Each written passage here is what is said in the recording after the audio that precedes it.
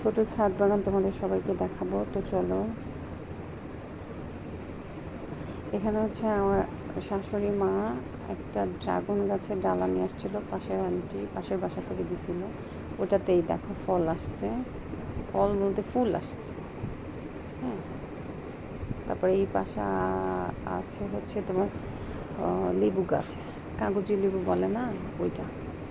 তো দেখো লেবু আসছে, কয়েকটা ধরছে, মাশাআল্লাহ খাওয়া হয়েছে কয়েকটা লেবু।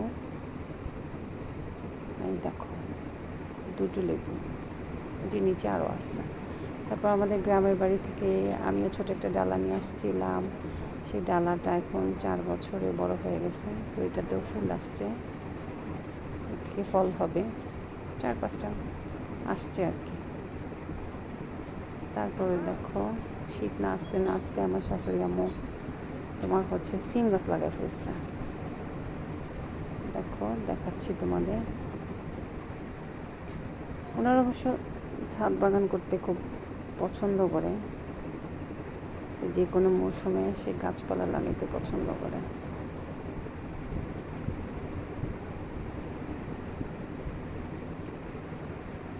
তারপর হচ্ছে এখানে একটা ডালিম গাছও আছে, এই কর্নারে অবশ্য একটা মরিচ গাছ আছে, কালো মরিচ। এটা কি মাশরুম নাকি না, ধরে আছে আর কি। ওই কালো মরিচ গাছটায় মরিচ আসছিল, আমি ভাইরে ভাই শুনি নাই যে পাখি মরিচ খায়। তো এই গাছ থেকে মরিচ 3টা খাওয়া ফেলছে।